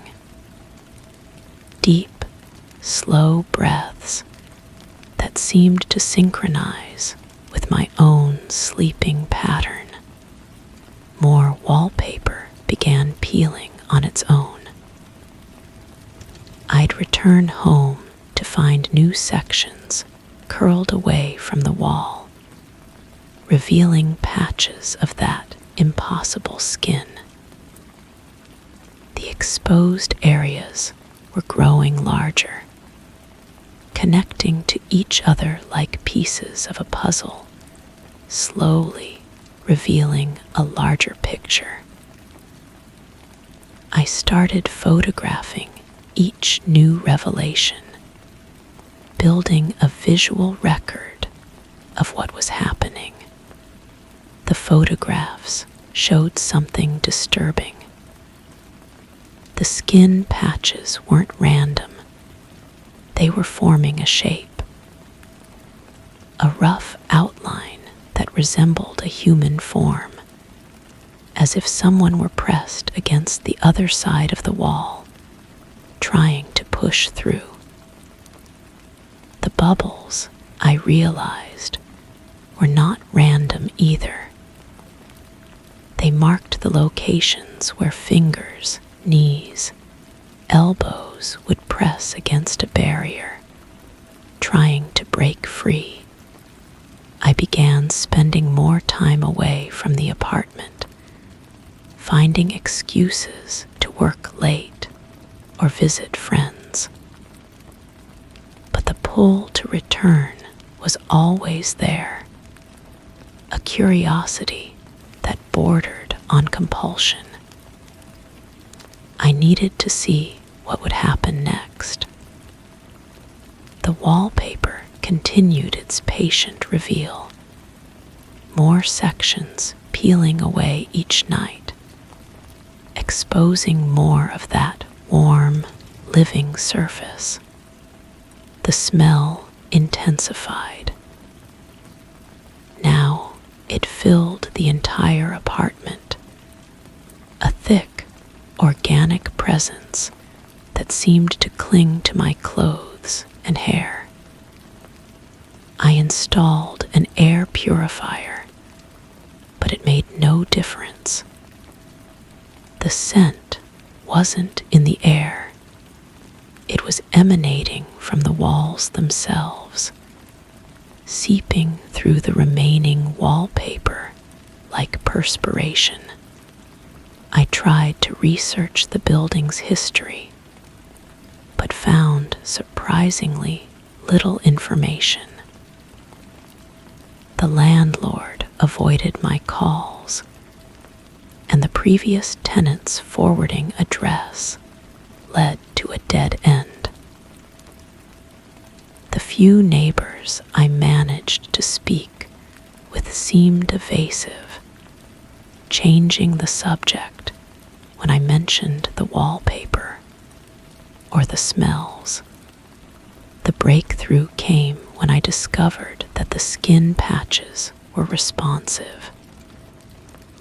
A light touch would cause them to shift slightly, as if something beneath were adjusting position. Pressure in one area would cause movement in another, like pressing on a water balloon. The realization was both fascinating and terrifying. I was touching something that was aware of my presence.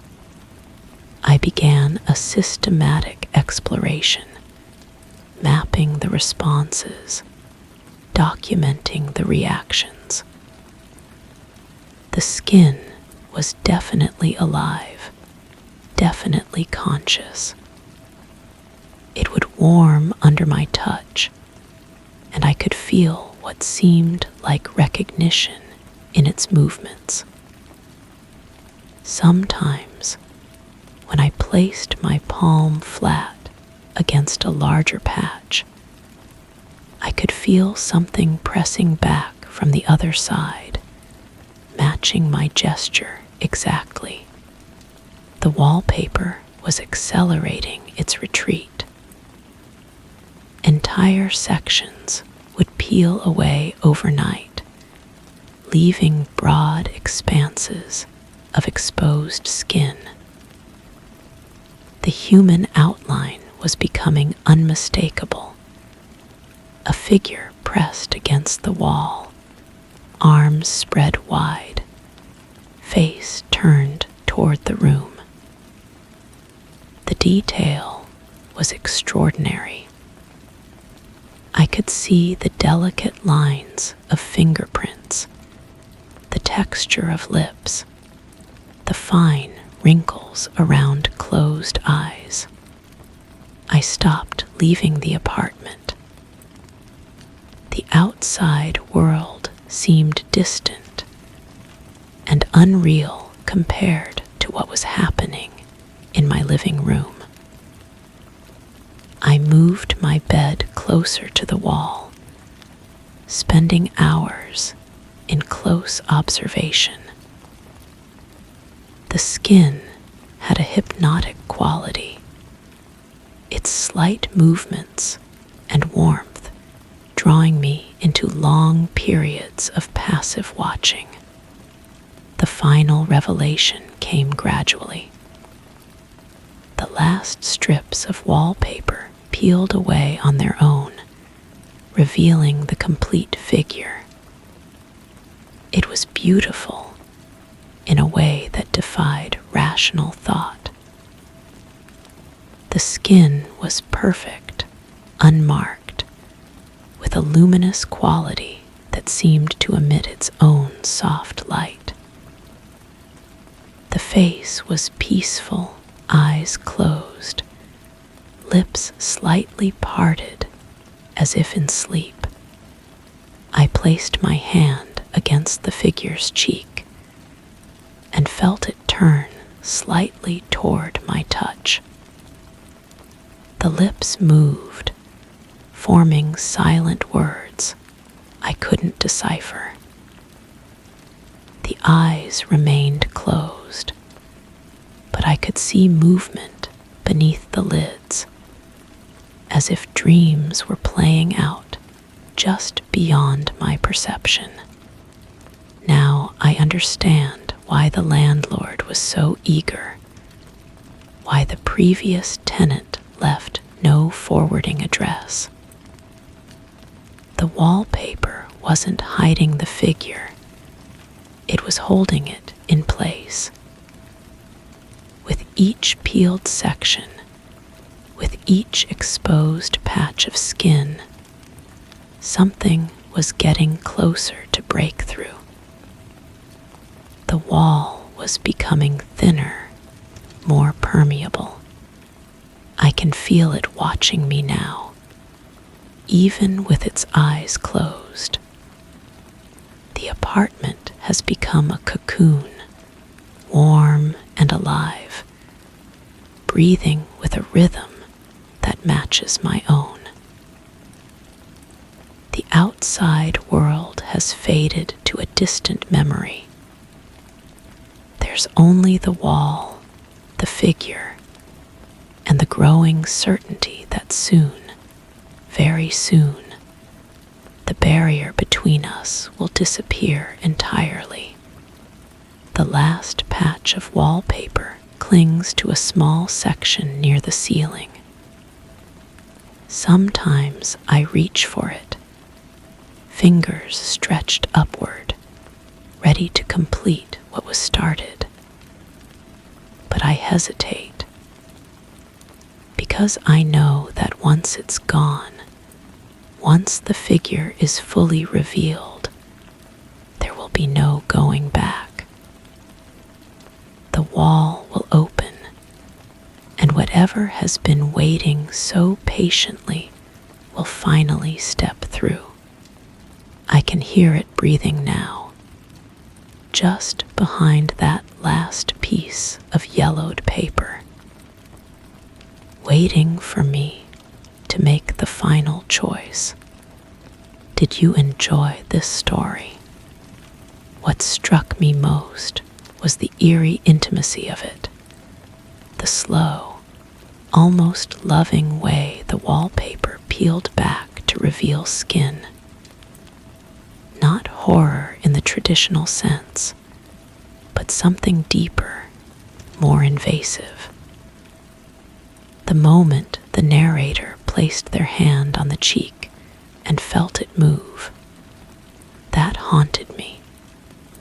It wasn't just terror. It was connection, the most unsettling kind. The kind that feels like it was always there, waiting, just behind the wall. But what about you? Would you peel off that last piece of wallpaper? Or would you leave it alone, never knowing what breathes just behind the plaster? Tell me in the comments. Now, let us move on to the next story. Story 9. I don't use the attic. The hatch is stiff, the air is heavy, and there's nothing stored up there. Nothing I know of. But sometimes when I'm downstairs, I hear repetition, not footsteps, not rats, my own thoughts, but out loud, echoed from above. If I think about calling someone, I hear the attic creak. If I consider leaving, something shifts overhead. Once, I deliberately thought a nonsense phrase, just to test it, and the floorboards upstairs repeated the rhythm back. The attic isn't empty. It's listening. And lately, it's starting to think, before I do. The sound started 3 weeks ago. I was reading in the living room when I heard a soft tapping from above. 1 tap, pause, 3 taps, pause, 1 tap again. The same rhythm I'd been unconsciously drumming with my fingers on the book cover. I stopped drumming. The tapping stopped too. I waited, holding my breath, then resumed the pattern. The ceiling responded immediately, matching each beat perfectly. I convinced myself it was the house settling. Old wood expands and contracts. Pipes make noise. But the next morning, while brewing coffee, I heard the distinct sound of liquid pouring from the attic. Not dripping, pouring. The same steady stream I was creating below. When I turned off the tap, the sound above ceased instantly. The smell came next. Each room in my house has its own scent. Lavender in the bedroom, coffee in the kitchen, dust, and books in the living room.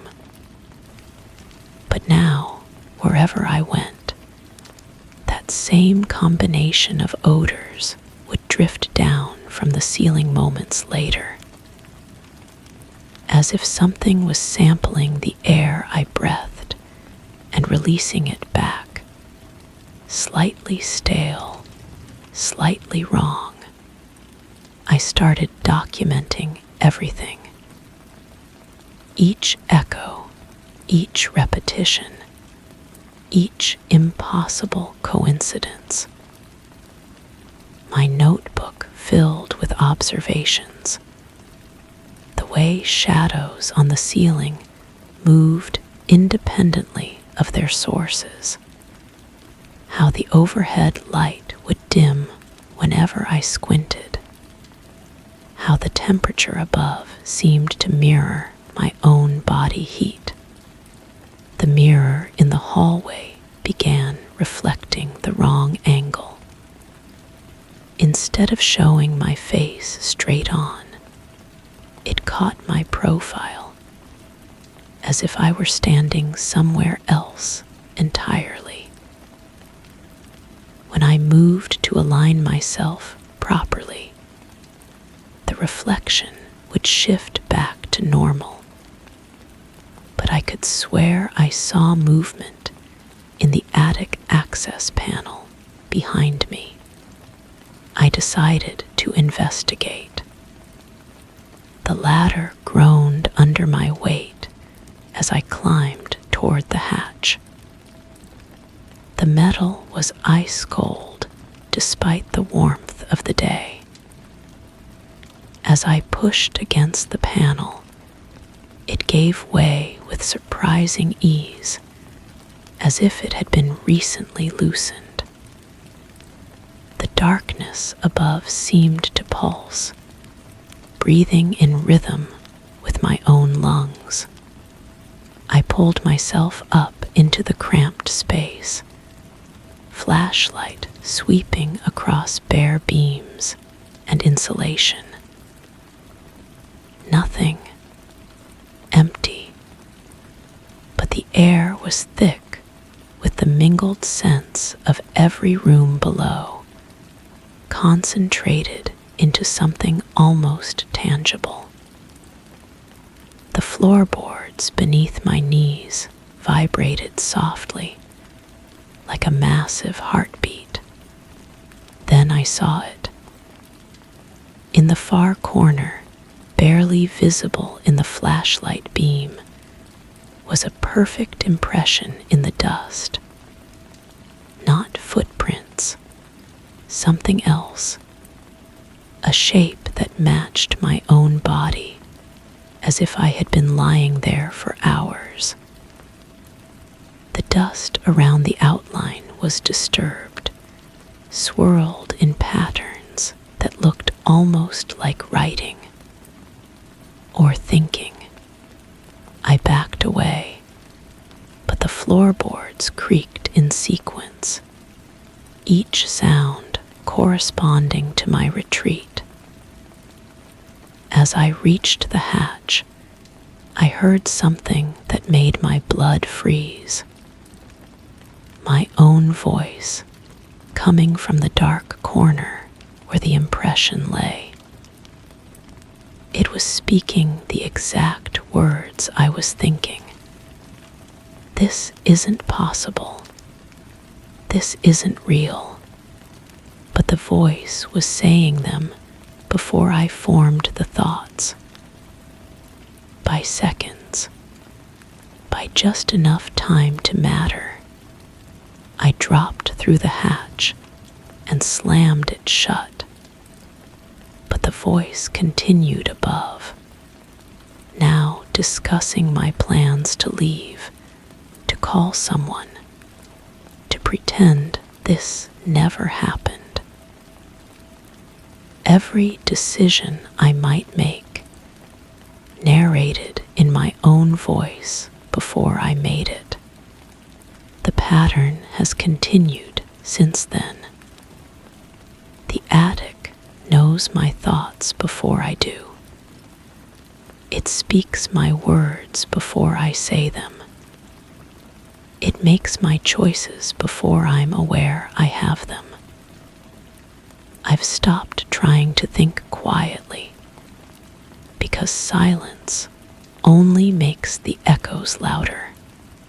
Sometimes I catch myself staring at the ceiling, wondering if what I'm experiencing is thought or memory.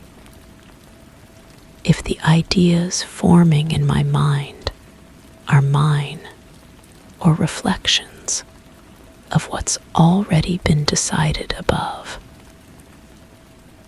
The boundary between thinking and being thought has blurred beyond recognition.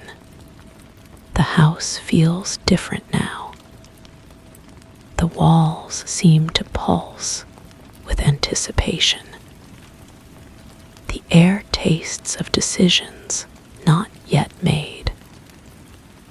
And late at night, when I'm trying to sleep, I hear the soft sound of someone moving around in the attic, arranging themselves in that dust-worn impression, preparing to dream my dreams before I can dream them.